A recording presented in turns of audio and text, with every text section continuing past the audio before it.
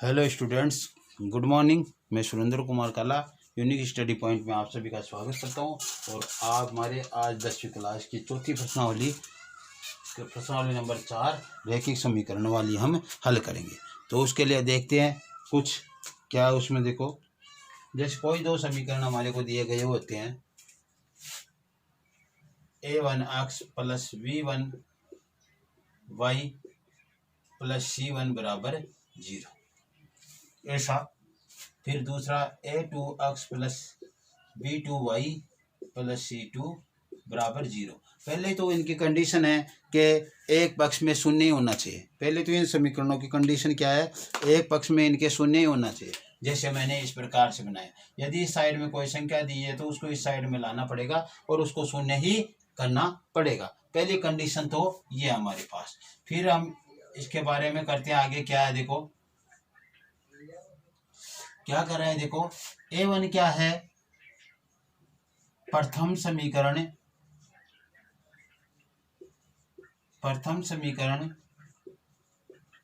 में अक्ष का गुणांक यानी अक्ष के गुणा में प्रथम समीकरण में। b1 क्या है, प्रथम समीकरण में किसका, y का गुणांक। ये v1 है जो प्रथम समीकरण में y के गुणा में। c1 क्या है, प्रथम समीकरण में चर राशि, प्रथम समीकरण की चर राशि। फिर हम द्वितीय समीकरण की बात करते हैं। a2 क्या है, द्वितीय या दूसरे समीकरण में अक्ष का गुणांक। ये आपको लिखना नहीं है, समझना है बस।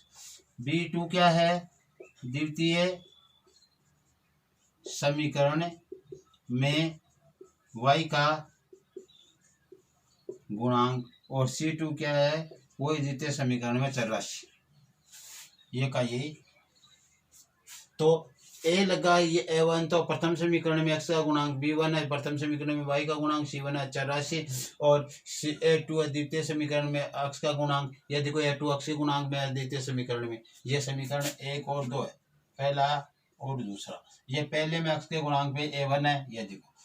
पहले में y के गुणांक में b1 है, ये चर राशि।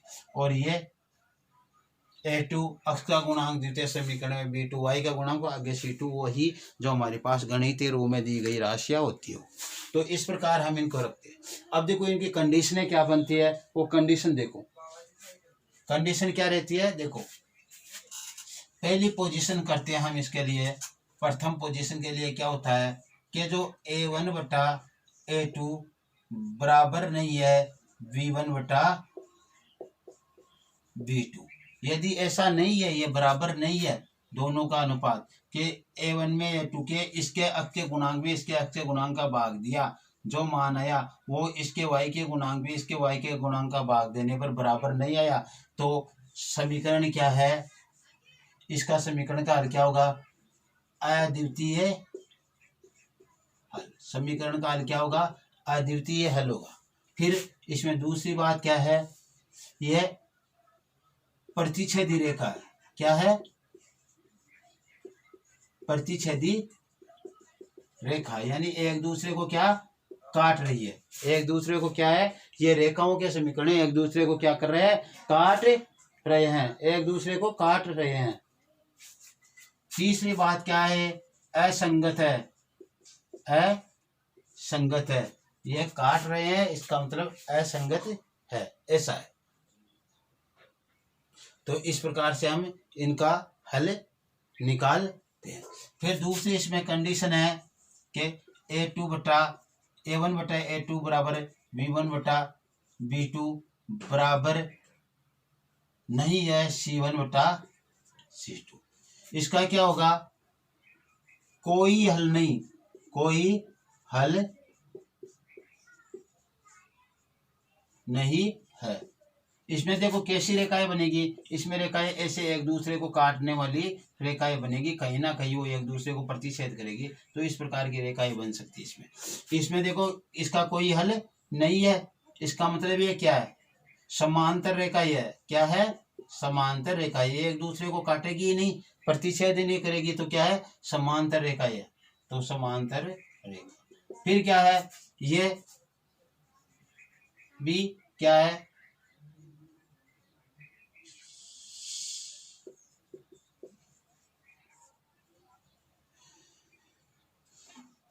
असमांतर समांतर रेखा है, तो इनका कोई हल नहीं, समांतर रेखा संगत है। फिर तीसरा है, यह देखो कैसी रेखाएं होगी, एक दूसरे को नहीं काटेगी, एक दूसरे को काटेगी नहीं, तो इस प्रकार की रेखा। आगे आपके पास है A1 बटा A2 बराबर B1 बटा B2 बराबर C1 बटा C2। इसके क्या है, अनेक हल है। क्या है, अनेक हल है, अनेक हल है, अनेक हल है। इसका मतलब क्या है, समपाती रेखा है, समपाती रेखाएं हैं। क्या है, समपाती रेखाएं हैं। और हल क्या हो जाएगा इनका, समपाती रेखाओं का, असंगत, असंगत। और ये समपाती रेखाएं कैसे होती है, एक रेखा ये है तो दूसरी रेखा भी इधर से कहीं पे आ रही है, इसके ऊपर ही दूसरी रेखा है, इसके ऊपर ही क्या है, दूसरी रेखा है, तो दोनों रेखाएं क्या होती है, एक ही होती है। इस प्रकार से ये रेखाएं होती है। तो हमारे पास क्या है, ये इस प्रकार से है। देखो पहले क्या है, प्रतिच्छेद है, ये असंगत है क्योंकि ये काट रही है, कोई हल नहीं, समांतर है, संगत है, अनेक हल है, और संपाती है, संगत है, यह भी संगति हुई। तो इस प्रकार से हमारे पास ये मान आ गए, इस प्रकार से हम इनको तैयार कर सकते हैं। ठीक है, ये संगत संपाती रेखा कैसी होती है, देखो एक रेखा तो ये है, इसके ऊपर एक दूसरी, इसी लाइन में दूसरी रेखा आ रही है। ये मतलब कहने का मतलब ये रेखा भी यही है, बस इनका दिखने का रूप ही अलग अलग है, बस दोनों एक रेखा है, सेम रेखा ही होती है, एक दूसरे के ऊपर होती है, वो संपाती रेखा ही कहलाती है। इस प्रकार से हम हल ज्ञात कर सकते। चलो तो हम आगे बढ़ते हैं इसके लिए।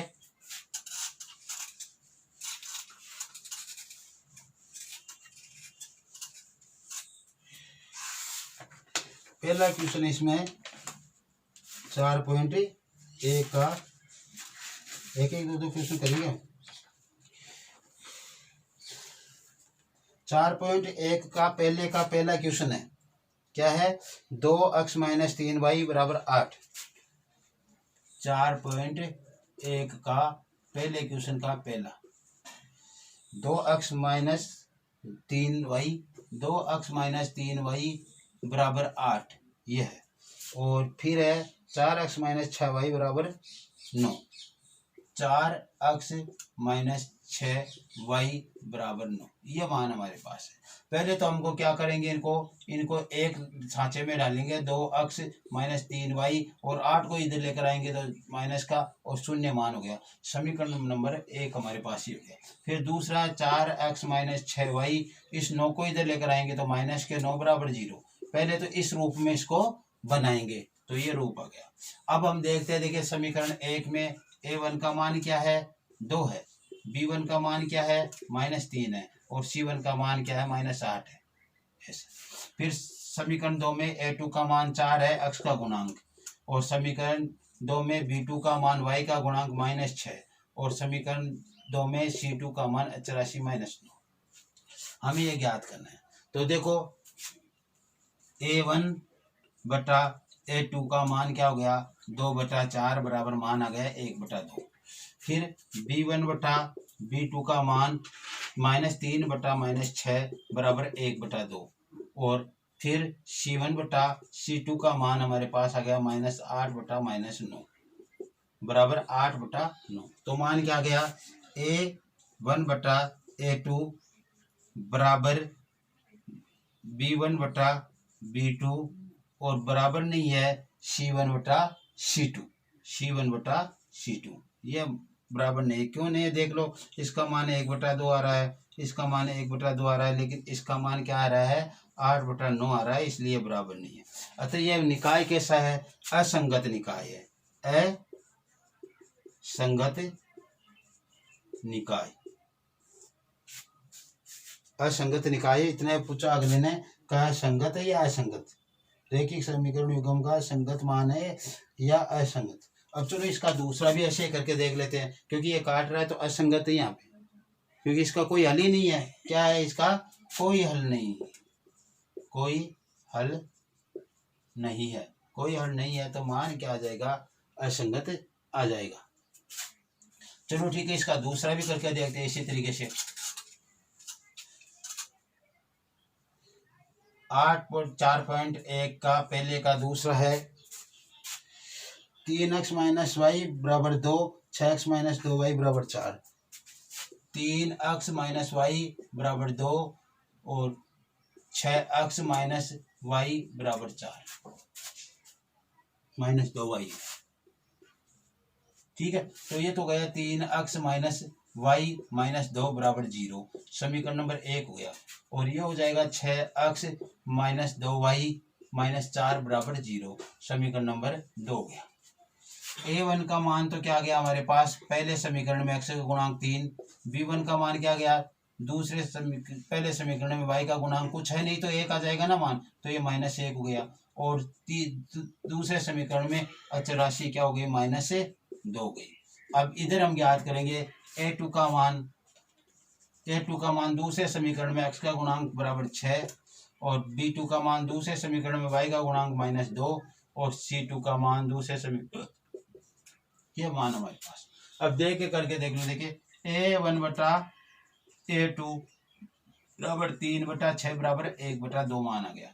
b1 बटा b2, आपको इनको नीचे से नीचे करते जाना है, इसलिए ध्यान रखना, बराबर हो गया -1/-2, यानी 1/2 माइनस से माइनस कैंसिल।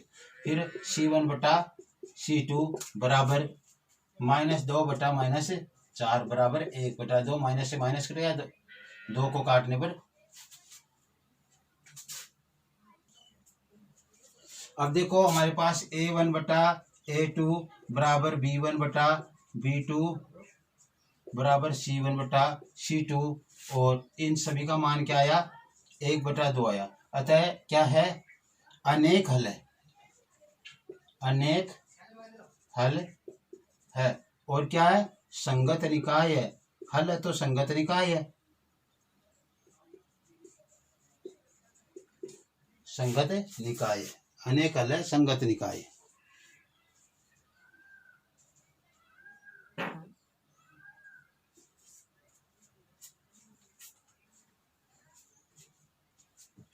इस प्रकार से चलो आगे बढ़ते हैं।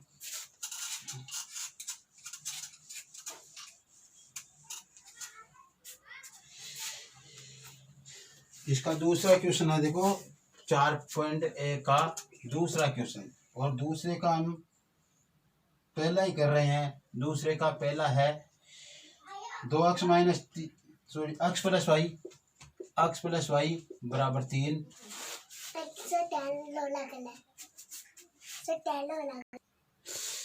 इसका दूसरा समीकरण है 3x - 2y बराबर 4।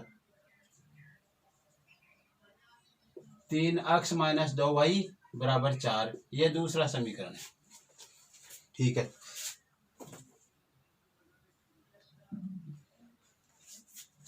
अब इनको हम हल करते हैं। देखो हम लिखते हैं समीकरण 1 से, समीकरण 1 से देखो 2x प्लस वाई बराबर 3 है, हमें यहाँ पे y का मान निकालना है, तो y बराबर क्या जाएगा, x -3, x -3 आ गया y का मान।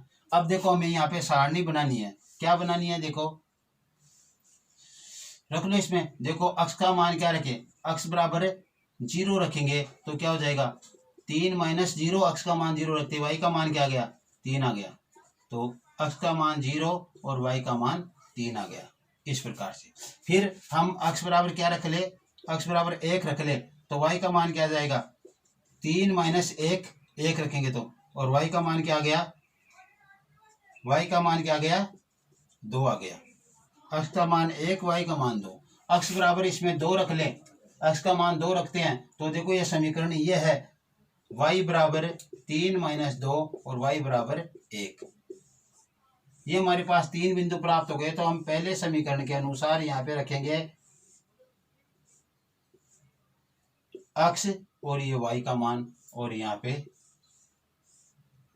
रख दिया हमने मान। देखो x का मान 0 1 2 रखा हमने, 0 1 2 मान रखा, 0 रखा था, y का मान क्या प्राप्त हुआ हमारे को 3 प्राप्त हुआ, तो 0 का 3 प्राप्त हो गया।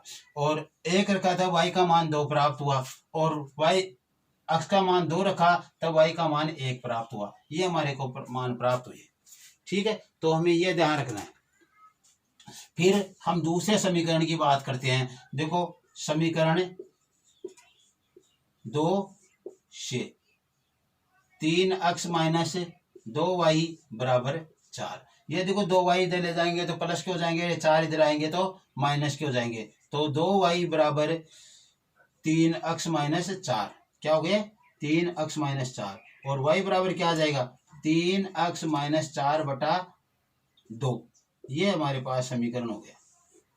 ठीक है, अब इसमें मान रखकर हम देख लेंगे। मान क्या रखे यहाँ पे, देखो x बराबर 0 रखते हैं, x बराबर 0 रखने पर, तो x बराबर 0 रखेंगे तो y का मान क्या आएगा, देखो x का मान 0 रख दो, 3 गुणा 0 -2 बटा 4 बटा 2, और y बराबर ये आ गया 0, 0 तो -4 बटा 2, ये 0 इसमें 0 -4 ही रह जाएगा, तो y बराबर क्या आ गया -2 आ गए।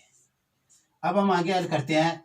x बराबर क्या रखते हैं 1 रख लेते हैं, x बराबर 1 नहीं, x बराबर रखो आपने 2 रख लो, x बराबर 2 रखे, x बराबर 2 रखे तो देखिए अच्छे हो जाएगा, और 2 बच जाएंगे, 2 का भाग चला जाएगा, इसमें भाग भी जाना चाहिए, ऐसी संख्या हमें लेना है। तो y बराबर देखो 3 गुणा 2 -4 बटा 2, तो क्या हो गया 6 - 4 बटा 2, और क्या आ गया 2 बटा 2, तो y का मान क्या आ गया 1।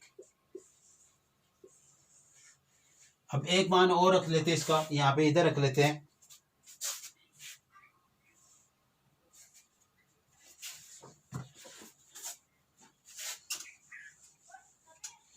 क्या रखे, देखो यहाँ पे 2 का भाग जाने वाली संख्या है, ऐसे मान रखे, तो हम यहाँ पे 4 मान रख लेते हैं, 4 12 में से घटेंगे तो 8 आ जाएंगे।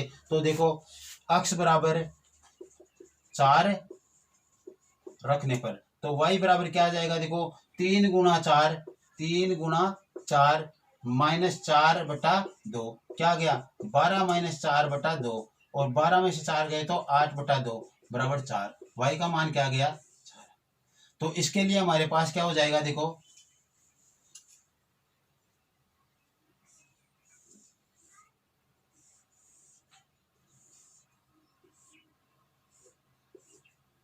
x और y क्या हो गया, देखो पहले स्टेप में हमने x बराबर 0 रखा तो y का मान हमारे पास -2 आ गया, तो ये 0, और दूसरी स्टेप्स में हमने x का मान 2 रखा, तीसरी स्टेप्स में x का मान 4 रखा, 0 रखा तब तो y का मान -2 आया, और 2 रखा तब y का मान 1 आया, और 4 रखा तब y का मान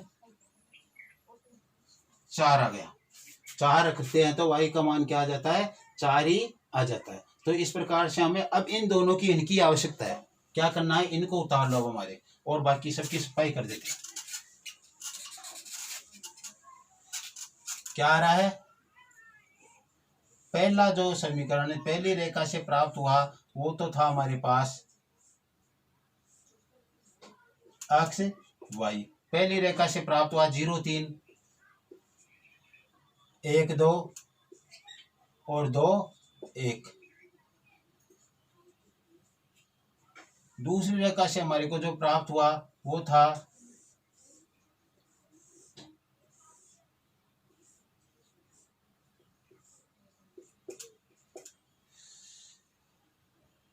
0 - 2 2 1 और 4 4। हम इधर ग्राफ बना लेते हैं।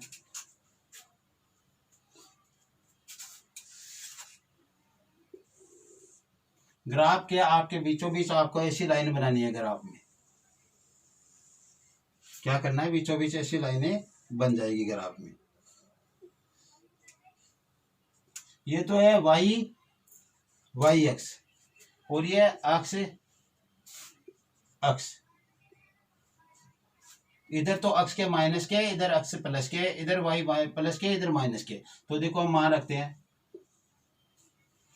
क्या मान आ जाएगा, यहाँ पे तो 0 0 होगा, दोनों का मान क्या हो जाएगा 0 0। यहाँ पे 1 रख लिया, यहाँ पे 2, इनमें जगह समान होनी चाहिए बराबर, और यहाँ पे 3, यहाँ पे 4, यहाँ पे 5 और यहाँ पे 6। इधर -1 -2 -3 -4 -5 और -6, ये मान रख लिए। इधर रखे हमने -1 -2 -3 -4 और -5, और इधर रख दिया हमने ऊपर की साइड में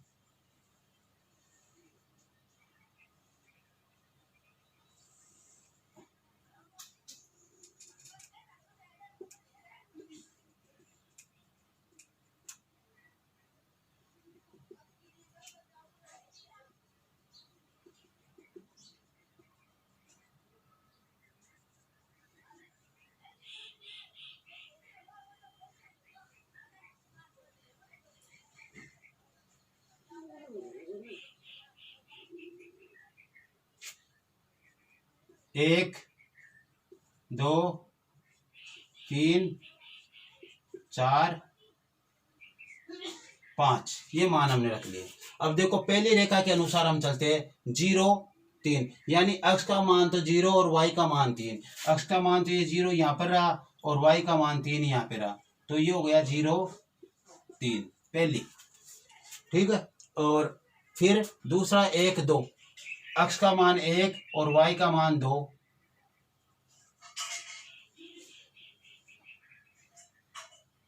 इसके 1 के ऊपर 2 के सामने यहाँ पे, तो 1 2। फिर अक्ष का मान 2, वाई का मान 1, अक्ष का मान 2 और वाई का मान ये 1, यहाँ पे 2 1, ये हमने बना दिया। इस रेखा को हम मिलाएंगे तो ऐसे dash dash dash dash dash dash dash करते मिला देंगे। इसको क्या किया, इसको ऐसे करते हुए हम मिला रहे हैं।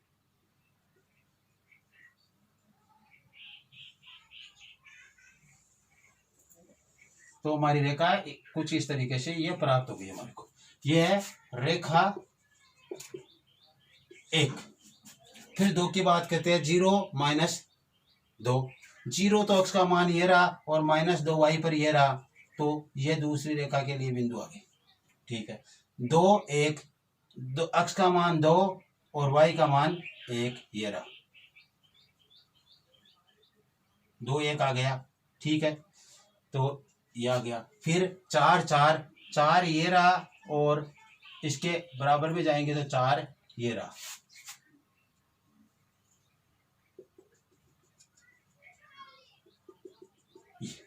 अब इनको हमारे को क्या मिलाना है, ये क्या है 4 4 है, इनको मिला दो। मिलाएंगे तो यहां से चलेंगे हम ऐसे,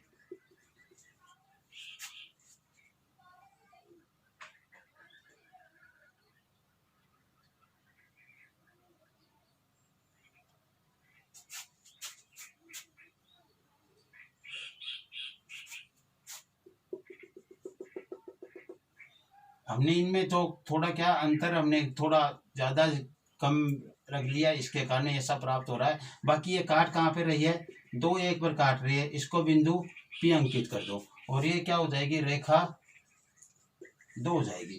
तो रेखा 1 व रेखा 2 बिंदु P 2 1 पर प्रति छेद करती है। आपके पास क्या है, ग्राफ में क्या होगा, ग्राफ में ऐसा नहीं होगा, ग्राफ में ये हमारे पास ये जगह नहीं, यहाँ पे कम या ज़्यादा नहीं है, सभी में बराबर होगी, इसलिए हमारे को सही प्राप्त होगी उस समय। तो ये हमारे पास प्राप्त होगी। जैसे हमने थोड़ा 2 को इधर खिसका लिया होता थोड़ा 2 को हमने इधर किसका लिया होता, यहाँ से ले लिया होता। 2 मान लो हमारा यहाँ होता और 1 हमारा कुछ इधर यहाँ पे होता, तो क्या दिक्कत थी, इसको हम ऐसे लेते, यहाँ से चलते,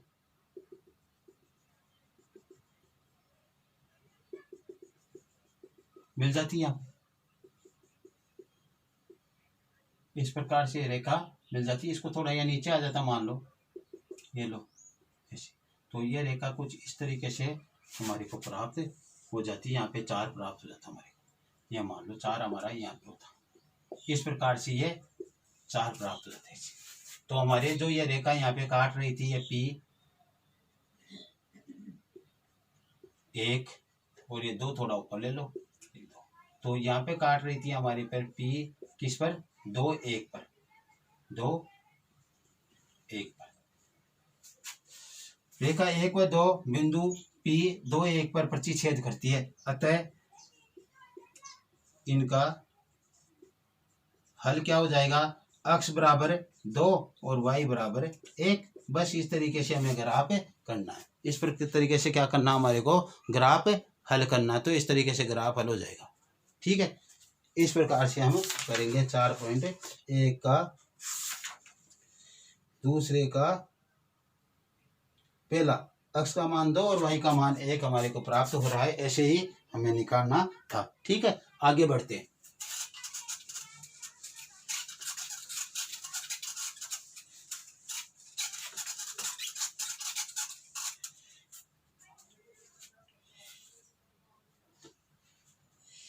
निम्नलिखित समीकरणों, अब करते हैं हम 4.2 की बात। 4.2 में चलते हैं। 4.2 में जो क्वेश्चन दिया गया है, जो देखो कैसे है। 4.2 पहला क्वेश्चन है इसका, पहला क्वेश्चन है, पहले क्वेश्चन का कि अक्ष बड़ा है या बराबर है किसके, 2 के। अक्ष का मान ऐसा है कि ये बड़ा या बराबर किसके, 2 के। इसका मतलब y का मान तो क्या हो जाएगा, यहाँ पे 0 हो जाएगा। y का मान तो क्या हो जाएगा, 0 हो जाएगा। हमने कोई ग्राफ बनाया, मान लो ये ऐसे, ये ग्राफ हमारे पास, ये 0 है, यहाँ पे अक्ष है, यहाँ पे y है, यहाँ पे y माइनस है, यहाँ पे अक्ष माइनस है। अब ये कह रहा है अक्ष का मान क्या है, 2 तक ही जाता, अक्ष का मान 2 से अधिक है, अक्ष का मान 2 से अधिक है, अक्ष का मान क्या है, 2 से अधिक है। यानी यहाँ पे 1 है और यहाँ पे 2 है, ठीक है। y का मान तो 0 है, तो y का मान 0 तो यहीं पे है, तो हमें क्या करना है, इसको यहाँ पे लाइन बना दो, ऐसे ऊपर नीचे, क्या बना दी, यहाँ पे ऐसी लाइन बना दी ऊपर नीचे हमने, इसके समानांतर बनाएगी। y का मान जहाँ पे 0 होगा वो y के समानांतर हो जाएगी, अक्ष पे उसका मान होगा, ये अक्ष पे इसका मान 2 आ रहा है। अब ये क्या कह रहा है कि इसका मान, देखो ये समीकरण समझो, ये समीकरण कह रहा है अक्ष का मान 2 से बड़ा भी हो सकता है और अक्ष का मान 2 के बराबर भी हो सकता है। तो 2 के बराबर तो यहाँ पे है, 2 से बड़ा किधर होगा, इधर देखो, इसको हम आगे बढ़ाएंगे तो यहाँ पे 3 भी आएंगे, यहाँ पे 4 भी आएंगे, यहाँ पे 5 भी आएंगे, यहाँ पे 6 भी आएंगे। इसका मतलब या तो अक्षीय का मान 2 होगा, अक्ष का मान 2 है, y का मान यहाँ पे 0 है। ये देखो, ये बिंदु है ना, ये 2 0 है यहाँ पे, क्यों, तो y का मान 0 है और अक्ष का मान 2 है यहाँ पे, तो अक्ष का मान 2 तो यहाँ पे आ रहा है। अब कह रहा है अक्ष का मान बड़ा हो सकता है 2 से, लेकिन छोटा नहीं हो सकता। तो अक्ष का मान बड़ा होगा तो ये किधर जाएगी, इस साइड में जाएगी, ये ग्राफ किधर जाएगी, इस साइड में जाएगी। ये लो, ऐसे बना देंगे भाई, इसके बराबर, बस इस तरीके से इसका बन जाएगा। ध्यान रखना है, ये दे रहा है कि अक्ष के बराबर हो सकता है 2, तो अक्ष के बराबर 2 और y का मान तो 0 है, क्योंकि यहाँ पे y का समीकरण नहीं दिया गया, तो 2 0 हो गई है बिंदु। इसके समानांतर हमने ऐसी रेखा बना दी खड़ी, ऐसे खड़ी रेखा बनाई। वो कह रहा है ये अक्ष का मान 2 से बड़ा भी हो सकता है, तो अक्ष का मान 2 से बड़ा कर दिया मैंने, इस साइड में होगा, बस यही होगा। इस तरीके से इसका ग्राफ बन जाएगा। आगे और देखो क्या ग्राफ हो सकता है इसका ग्राफ। आगे देखो, आगे वाला क्वेश्चन दिया है कि 2 नंबर का क्वेश्चन है इसका, y से बड़ा भी हो सकता है और y के बराबर भी हो सकता है, क्या, -3। y से बड़ा और बराबर दोनों हो सकते हैं। तो देखो y का मान -3 भी हो सकता है और y का मान -3 से छोटा भी है, -3 भी है y का मान हो सकता है और -3 से छोटा भी होता है। अब x का मान तो यहाँ पे क्या आ जाएगा, 0 आ जाएगा, क्योंकि समीकरण ही हमारे को y का दिया है, तो x का मान तो 0 आना है। तो हमें तो वो का वही ग्राफ बनाना है। ये तो इधर तो x है और इधर x डैश माइनस वाले, और ये y और y डैश हो गया। अब ये क्या कह रहा है देखो अच्छी तरह, पहले बात तो ये माइनस में आ रहा है, x का मान y का मान -3 होगा, तो ये लो इसको और नीचे तक हमने क्या किया, बढ़ा लिया। ये लो y3, यहाँ पे 0 है x का मान, और इसी रेखा पर x का मान क्या आएगा, 0 0 आएगा। इस रेखा पर y का मान 0 0 आएगा, इस रेखा पर x का मान 0 0 आएगा। कहीं पे भी चल जाओ, क्योंकि इसमें y का मान ही प्राप्त होना है। चलो ठीक है। अब हमने क्या किया, यहाँ पे मान लो हमने -1 रख लिया, हमने यहाँ पे -2 रख लिया, यहाँ पे -3 रख लिया। तो ये क्या कह रहा है, y का मान -3 के बराबर है। क्या है, मैं यहाँ पे रख देता हूँ -3, तो y का मान -3 के बराबर है, तो रेखा क्या बन गई, ये बन गई, ये रेखा बन गई। -3 के बराबर हो सकता है y का मान। नीचे -4 है, -4 -5 ऐसे मान है। तो अब कह रहा है y का मान -3 से छोटा भी हो सकता है, -3 से छोटा भी हो सकता है y का मान। तो अब तो देखो इसको आपको समझने की आवश्यकता है। मैं इधर रखता हूँ 1 2 3 4 5, इधर रखता हूँ -1 -2 -3 -4, इधर 1 2 3 और 4, ये मान रख दिया मैंने। अब देखो हम प्लस वाले की तरफ बढ़ते हैं, तो इधर देखो 1 से बड़ा 2 है, 2 से बड़ा 3 है, 3 से बड़ा 4 है, 4 से बड़ा 5 है। इधर ऊपर बढ़ेंगे तो वही 1 से बड़ा 2, 2 से बड़ा 3। इधर माइनस के लिए देखो, माइनस के लिए देखो क्या है, यह शून्य -1 से बड़ा है। शून्य क्या है, -1 से बड़ा है, और -1 -2 से बड़ा है, और -2 -3 से बड़ा है, और -3 -4 से बड़ा है, और -4 -5 से बड़ा है। इसमें जितनी बड़ी हमारी को संख्या बड़ी दिखाई दे रही है, माइनस लग रहा है ना, वो छोटी होती है, यानी -1 इन सबसे बड़ा है। तो ये क्या कह रहा है कि y का मान -3 से छोटा, -3 से छोटा, -3 से छोटा, तो ये नीचे वाली इधर -3 से छोटी, तो -4 होगी, -5 होगी, -6 होगी। तो ये रेखा किधर बढ़ेगी, ये रेखा इस साइड में बढ़ेगी। किस साइड में बढ़ेगी, इस साइड में बढ़ेगी। और ध्यान रखना ये क्वेश्चन बहुत अच्छा क्वेश्चन है। क्यों, हम माइनस वाले में क्या होता है, परेशान हो जाते हैं, हमारे को मालूम रहता हम बड़े की तरह ही लगा देते हैं, लेकिन ये छोटी संख्या या बड़ी दिख रही है माइनस में, तो इस प्रकार से हम इनका मान निकाल सकते हैं इसमें। तो ये 4.2 भी अपनी क्या हो गई, पूरी हो गई। इस प्रकार से हम हल कर लेंगे। Okay, thanks.